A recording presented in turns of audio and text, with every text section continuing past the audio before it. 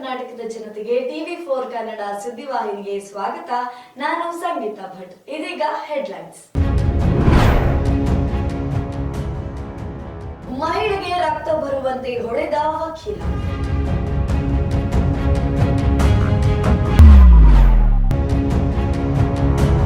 ಕಾರವಾರದಲ್ಲಿ ಗುಡ್ಡ ಕುಸಿತ, ಓರ್ವ ಬಲಿ.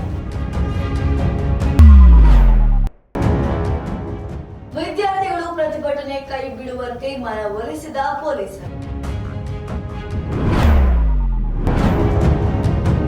10 ದಿನದಲ್ಲಿ 25 ಕೋಟಿ ಆದಾಯ ಕಂಡ ಮೆಟ್ರೋ. ರಾಜ್ಯದಲ್ಲಿ ಇನ್ನೂ 2 ದಿನ ಭಾರೀ ಮಳೆ ಮುನ್ಸೂಚನೆ. ಜುಲೈ 18ರವರೆಗೆ ಮಾಜಿ ಸಚಿವ ಬಿ ನಾಗೇಂದ್ರ ಕಸ್ಟಡಿ. ಗ್ಯಾರಂಟಿಗಳಿಂದ ಅಭಿವೃದ್ಧಿ ಕುಂಠಿತ, ರಾಯರೆಡ್ಡಿ ಸತ್ಯ ಹೇಳಿದ್ದಾರೆ ಜೋಶಿ.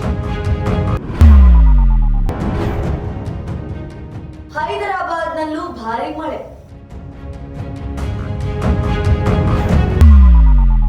ವಕೀಲರೊಬ್ಬರು ಮಹಿಳೆಯೊಬ್ಬರಿಗೆ ರಕ್ತ ಬರುವಂತೆ ಹೊಡೆದಿರುವಂತಹ ಘಟನೆ ಮೈಸೂರಿನಲ್ಲಿ ನಡೆದಿದೆ. ಕೋರ್ಟ್ ಮುಂಭಾಗವೇ ದಾಂಧಲೆ ನಡೆಸಿ ವಕೀಲರು ಹಾಗೂ ಸಾರ್ವಜನಿಕರು ಹೊಡೆದಾಡಿಕೊಂಡಿರುವಂತಹ ಘಟನೆ ಮೈಸೂರಿನ ಮಳವಾಡಿ ಬಳಿ ಇರುವಂತಹ ನೂತನ ಕೋರ್ಟ್ ಬಳಿ ನಡೆದಿದೆ. ಕೋರ್ಟ್ ಮುಂಭಾಗ ವಕೀಲರು ಹಾಗೂ ಸಾರ್ವಜನಿಕರು ಹೊಡೆದಾಡಿಕೊಂಡಿದ್ದಾರೆ. ಅವಾಚ್ಯ ಶಬ್ದಗಳಿಂದ ನಿಂದಿಸಿ ವಕೀಲನೊಬ್ಬ ಹಲ್ಲೆ ನಡೆಸಿದ್ದಾರೆ. ಮಹಿಳೆಯೊಬ್ಬರನ್ನು ವಕೀಲ ಥಳಿಸಿರುವ ವಿಡಿಯೋ ಸಾಮಾಜಿಕ ಜಾಲತಾಣದಲ್ಲಿ ವೈರಲ್ ಆಗಿದೆ.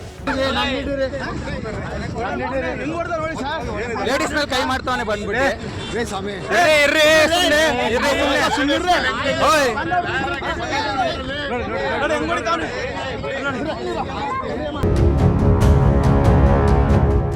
ಇತ್ತೀಚೆಗೆ ಧಾರಾಕಾರವಾಗಿ ಮಳೆ ಸುರಿಯುತ್ತಿರುವ ಹಿನ್ನೆಲೆಯಲ್ಲಿ ಕಾರವಾರದಲ್ಲಿ ಮನೆಯ ಮೇಲೆ ಗುಡ್ಡ ಕುಸಿದಿದ್ದ ಕಾರಣ ಓರ್ವ ವ್ಯಕ್ತಿ ಸಾವನ್ನಪ್ಪಿದ್ದಾರೆ. ರಾಜ್ಯದ ಹಲವೆಡೆ ಭಾರಿ ಮಳೆಯಾಗುತ್ತಿದೆ. ಅದರಲ್ಲೂ ಉತ್ತರ ಕನ್ನಡ ಜಿಲ್ಲೆಯಲ್ಲಿ ನಿರಂತರವಾಗಿ ಮಳೆ ಸುರಿಯುತ್ತಿದ್ದು ಹಲವೆಡೆ ಗುಡ್ಡ ಕುಸಿದಿದೆ. ಇಲ್ಲಿನ ಕಾರವಾರ ತಾಲೂಕಿನ ಕಿನ್ನರ ಗ್ರಾಮದಲ್ಲಿ ಮನೆಯ ಮೇಲೆ ಗುಡ್ಡ ಕುಸಿದು ಮಣ್ಣಿನಡಿ ಸಿಲುಕಿದ್ದ ವ್ಯಕ್ತಿಯೋರ್ವ ಮೃತಪಟ್ಟಿದ್ದಾರೆ. ಮೃತನನ್ನು ತೀಕರ್ಸ್ ಗುರುವ 60 ವರ್ಷ ಎಂದು ಗುರುತಿಸಲಾಗಿದೆ.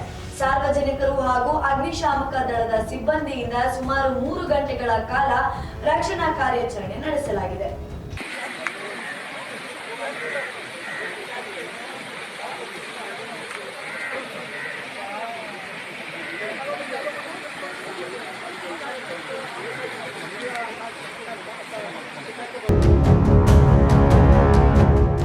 ಬೆಂಗಳೂರಿನ ಜಿಕೆವಿಕೆಯಲ್ಲಿ ಕೃಷಿ ವಿದ್ಯಾರ್ಥಿಗಳು ಯಾವುದೇ ರೀತಿಯ ಕೆಲಸ ಸಿಗುತ್ತಿಲ್ಲ ಎಂದು ಧರಣಿ ನಡೆಸುತ್ತಿದ್ದರು.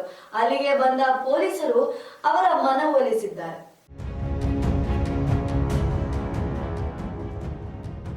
ಬೆಂಗಳೂರಿನ ಜಿಕೆವಿಕೆಯಲ್ಲಿ ಸರ್ಕಾರದ ನಿರ್ಧಾರ ಖಂಡಿಸಿ ಧರಣಿ ನಡೆಸಲಾಗಿದೆ. ಕೃಷಿ ವಿದ್ಯಾರ್ಥಿಗಳಿಗೆ ಸರಿಯಾದ ಕೆಲಸಗಳು ಸಿಗುತ್ತಿಲ್ಲ. ಈ ರೀತಿ ಮಾಡಿದರೆ ಬಡ ವಿದ್ಯಾರ್ಥಿಗಳಿಗೆ ತೊಂದರೆಯಾಗುತ್ತದೆ. ನಾವೆಲ್ಲ ನಿರುದ್ಯೋಗಿಗಳಾಗಿ ಉಳಿಯಬೇಕಾಗುತ್ತದೆ ಎಂದು ರಾಜ್ಯ ಸರ್ಕಾರ ವಿರುದ್ಧ ಕಿಡಿಕಾರಿದ್ದಾರೆ. ಪ್ರತಿಭಟನೆಯ ಕಿಚ್ಚು ಹಚ್ಚಾಗುತ್ತಿದ್ದಂತೆ ಸ್ಥಳಕ್ಕೆ ಆಗಮಿಸಿದ ಪೊಲೀಸರು ವಿಶ್ವವಿದ್ಯಾಲಯ ಆವರಣದಿಂದ ಪ್ರತಿಭಟನೆ ಕೈಬಿಡುವಂತೆ ಮನವೊಲಿಸಲು ಮುಂದಾಗಿದ್ದಾರೆ. ಕೊರೋನಾ ಸಂದರ್ಭದಲ್ಲಿ ಮೆಟ್ರೋ ಟ್ರೈನ್ನ ಲಾಭ ಇಳಿಕೆ ಕಂಡಿತು. ಇದೀಗ 10 ದಿನಗಳಲ್ಲಿ 25 ಕೋಟಿ ಲಾಭವನ್ನ ಗಳಿಸಿದೆ ನಮ್ಮ ಮೆಟ್ರೋ. ಕೊರೋನಾ ಸಮಯದಲ್ಲಿ ಉದ್ಯೋಗಿಗಳಿಗೆ ವರ್ಕ್ ಫ್ರಮ್ ಹೋಮ್ ನೀಡಲಾಗಿತ್ತು. ಈಗ ಅದು ಕ್ಯಾನ್ಸಲ್ ಮಾಡಲಾಗಿದ್ದು ಉದ್ಯೋಗಿಗಳಿಗೆ ಕಂಪನಿಗಳತ್ತ ಮುಖ ಮಾಡಿದ್ದಾರೆ. ಇದರಿಂದ ಮೆಟ್ರೋ ಪ್ರಯಾಣಿಕರ ಸಂಖ್ಯೆ ಹೆಚ್ಚಾಗುತ್ತಿದ್ದು ಮೆಟ್ರೋ ಆದಾಯ ಕೂಡ ಹೆಚ್ಚಾಗಿದೆ. ವರ್ಕ್ ಫ್ರಮ್ ಹೋಮ್ ನಲ್ಲಿದ್ದ ಉದ್ಯೋಗಿಗಳಿಗೆ ಈಗ ತಮ್ಮ ತಮ್ಮ ಕಂಪನಿಗಳತ್ತ ಹೆಜ್ಜೆ ಹಾಕಿದ್ದಾರೆ. ಬಸ್ಸು, ಕಾರು, ಬೈಕ್ ಅಂತ ಹೋದ್ರೆ ಟ್ರಾಫಿಕ್ ಸಮಸ್ಯೆ ಎದುರಾಗುತ್ತೆ, ಕೆಲಸಕ್ಕೆ ಲೇಟ್ ಆಗುತ್ತೆ ಎಂದು ಟೆಕ್ಕಿಗಳು ಮೆಟ್ರೋನತ್ತ ಮುಖ ಮಾಡಿದ್ದಾರೆ. ಮತ್ತಷ್ಟು ಸುದ್ದಿಗಳನ್ನ ವೀಕ್ಷಿಸೋಣ ಸಣ್ಣದೊಂದು ವಿರಾಮದ ನಂತರ.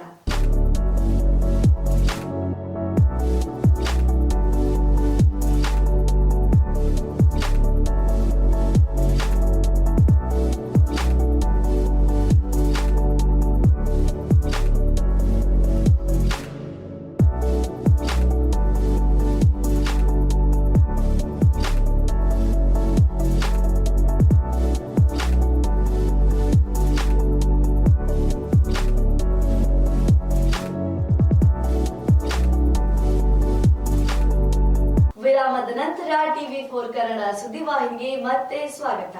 ರಾಜ್ಯದ ಹಲವೆಡೆ ಧಾರಾಕಾರವಾಗಿ ಮಳೆ ಸುರಿಯುತ್ತಿದ್ದು ಇನ್ನು 2 ದಿನಗಳ ಕಾಲ ಭಾರಿ ಮಳೆಯಾಗುವ ಮುನ್ಸೂಚನೆ ಇದೆ ಎಂದು ಹವಾಮಾನ ಇಲಾಖೆ ಎಚ್ಚರಿಕೆ ನೀಡಿದೆ.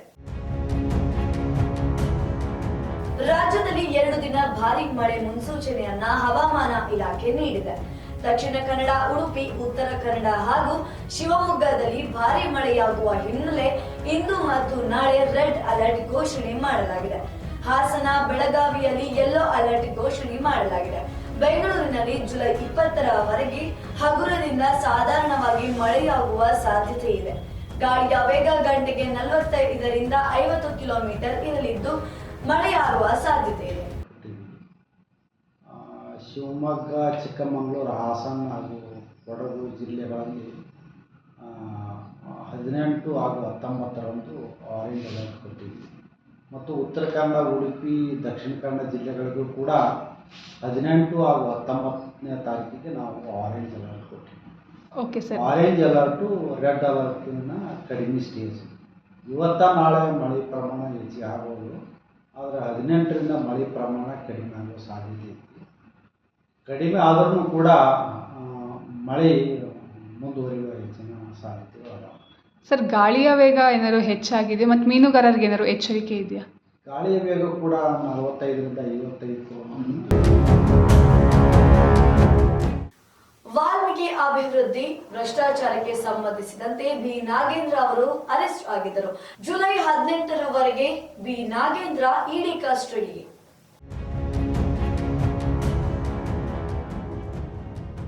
ವಾಲ್ಮೀಕಿ ಅಭಿವೃದ್ಧಿ ನಿಗಮದಲ್ಲಿನ ಅಕ್ರಮಕ್ಕೆ ಸಂಬಂಧಿಸಿದಂತೆ ಮಾಜಿ ಸಚಿವ ಬಿ ನಾಗೇಂದ್ರ ಅವರನ್ನು ಇಡಿ ಅಧಿಕಾರಿಗಳು ಬಂಧಿಸಿದ್ದಾರೆ.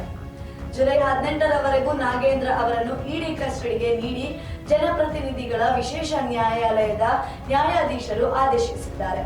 ಶುಕ್ರವಾರ ಮುಂಜಾನೆ ನಾಗೇಂದ್ರ ವಶಕ್ಕೆ ಪಡೆದಿದ್ದ ಇಡಿ ಅಧಿಕಾರಿಗಳು ವಿಚಾರಣೆ ನಡೆಸಿದ್ದರು. ಇಂದು ವೈದ್ಯಕೀಯ ತಪಾಸಣೆ ನಡೆಯಲಿದೆ. ಗ್ಯಾರಂಟಿಗಳಿಂದ ರಾಜ್ಯದ ಅಭಿವೃದ್ಧಿ ಕುಂಠಿತವಾಗುತ್ತಿದೆ ಎಂದು ರಾಯರೆಡ್ಡಿ ಹೇಳಿಕೆಯೊಂದನ್ನು ನೀಡಿದ್ದರು. ಆ ಹೇಳಿಕೆ ಸತ್ಯ ಎಂದು ಜೋಶಿ ಅವರು ಮಾಧ್ಯಮದವರ ಮುಂದೆ ಪ್ರತಿಕ್ರಿಯೆ ನೀಡಿದ್ದಾರೆ. ರಾಜ್ಯದಲ್ಲಿ ಗ್ಯಾರಂಟಿಗಳಿಂದಾಗಿ ಅಭಿವೃದ್ಧಿ ಸಂಪೂರ್ಣ ಕುಂಠಿತಗೊಂಡಿದೆ. ಈ ಬಗ್ಗೆ ಆಡಳಿತಾರೂಢ ಕಾಂಗ್ರೆಸ್ ಶಾಸಕರೇ ಅತೃಪ್ತಿ ಹೊರಹಾಕಿದ್ದಾರೆ ಎಂದು ಸಚಿವ ಪ್ರಹ್ಲಾದ್ ಜೋಶಿ ಹೇಳಿದ್ದಾರೆ. ಬೆಂಗಳೂರಿನಲ್ಲಿ ಮಾತನಾಡಿದ ಅವರು, ಗ್ಯಾರಂಟಿ ಯೋಜನೆಗಳ ಜಾರಿಯಿಂದ ಅಭಿವೃದ್ಧಿ ಕಾರ್ಯಗಳು ಸ್ಥಗಿತಗೊಂಡಿವೆ ಎಂದು ಒಬ್ಬೊಬ್ಬರೇ ಕಾಂಗ್ರೆಸ್ ಶಾಸಕರು ಅಸಮಾಧಾನ ಹೊರಹಾಕಿದ್ದಾರೆ ಎಂದು ಹೇಳಿದರು. रेड्डी जी ने जो स्टेटमेंट दिया है एक खुलासा है. कम से कम एक आदमी कांग्रेस पार्टी में धैर्य से जो सच है वो बताया है. मैं राय रेड्डी जी को अभिनंदन करता हूं कि उन्होंने स्वीकारा है गारंटी के कारण कोई डेवलपमेंट नहीं हो रहा है, कोई रास्ता नहीं हो रहा है, कोई सड़क नहीं हो रहा है. ಕರ್ನಾಟಕ ರಾಜ್ಯದಲ್ಲಿ ಮಾತ್ರವಲ್ಲದೆ ಹೈದರಾಬಾದ್ನಲ್ಲಿ ಕೂಡ ಧಾರಾಕಾರವಾಗಿ ಮಳೆ ಸುರಿಯುತ್ತಿದೆ.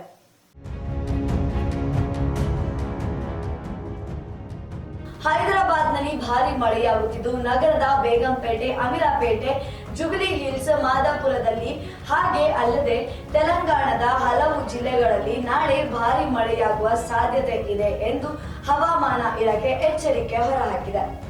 ಗುಡುಗು ಮಿಂಚು ಸಹಿತ ಭಾರಿ ಮಳೆಯಾಗಲಿದ್ದು 40 ಕಿಲೋಮೀಟರ್ ವೇಗದಲ್ಲಿ ಗಾಳಿ ಬೀಸಲಿದೆ ಎಂದು ಅಧಿಕಾರಿಗಳು ಎಚ್ಚರಿಕೆ ನೀಡಿದ್ದಾರೆ.